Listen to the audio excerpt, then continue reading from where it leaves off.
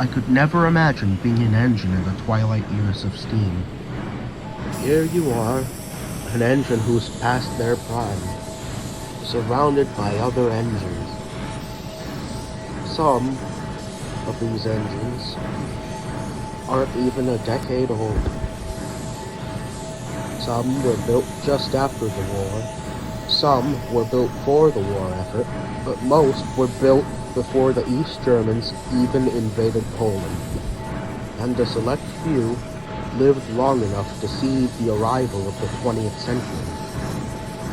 Either way, you're here, at the end of your rope, and instead of going peacefully and quickly as you assumed in your younger days, you're stuck in a queue, at a place that was once a symbol of life, a thriving place where engines were created, a fine place where sick engines went to be repaired.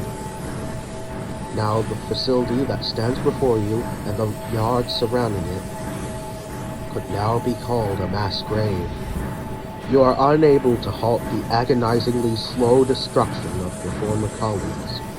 Some of these engines you've never seen before. Some you've known them only as colleagues. Some you've known as your former shedmates. Some were your friends. And some, most sickeningly of all, were your own siblings. And you know you can't prevent any of their fates. You also know that with every life snuffed out, your end draws nearer. All you can do is watch their killers dismantle them piece by piece. All you can do is listen to their torches, making contact with the engines' bodies, and hear them. Most of them scream out in agony, plenty cry, for they too know that they're next. You are trembling with a fear so great that you can hear them from the back of the line, clanking and rattling, as if they were still moving along the line, traveling over the most poorly laid line ever conceived. Some are so far gone that they can only stand still and reflect, with their former parts either scattered across the yard or are in the process of being melted down. Some you can't even tell if they're even in there anymore, given the way that they sit in silence, even as the cutter's torch burns away at their own metallic vessel. All they can do is reflect on what they've done with their lives, and lament that they won't be able to live that anymore. Suddenly, the engine ahead of you falls silent. The men's torches are switched off, briefly. You know now that it's your turn. You see them pass by you as they advance down the length of your body. You hear their torches reignite. You know now that it's your turn. You feel the blue hot flame focus at a certain point somewhere on you. Which part will go first? Will it be your boiler, your cab, your tender? You pray that it's your smokebox door so your end will come quickly.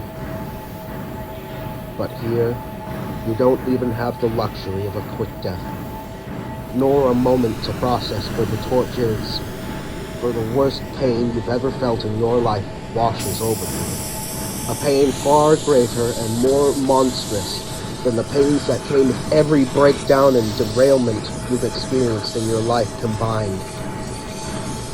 Your tender is the first to go, being detached for the final time to be used on some other engine that one day will meet your very fate.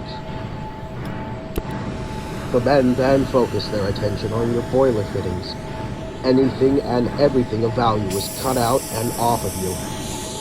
You feel every single fitting being stripped away. You feel your nameplates, that is, if you ever bore an official name while in service, be cut off of your body, along with your number plates. Souvenirs, the men call them. You just call it adding insult to injury. This act of kindness, made up by the workmen who sell the former identities of an engine to steam enthusiasts to keep your legacy alive, only ensures that you die without an identity. If you had a moment to, you would have vomited. You would have released every smoldering ounce of ash in your smoke box onto the bunker of the engine in front of you. And hopefully, if you were lucky, onto the workmen who were moving to your front to finish the job. But you hadn't a boiler anymore. All that was left was your... Wait. They were finally finishing the job. You see the torch light up right before your eyes. That, along with the yard surrounding you, littered with the remains of the recently dead, would be the final thing you'd ever see. And yet, you're smiling. Not from the joy of your life that you were leaving behind, not from the promise that your work will be taken over by some new kind of modern engine, but from the realization that your suffering will all be over soon. You smile as you feel the flame cut into the hinges that support your smoke box door. You smile as you lose all feeling of what little is left behind your face. You smile as your smoke box door falls to the ground with a crash. You're even smiling as your eyelids close for the final time and your eyeballs roll into the back of your freshly severed smoke box door. And as you begin to fade away, only one thought crosses your mind. Over at long last.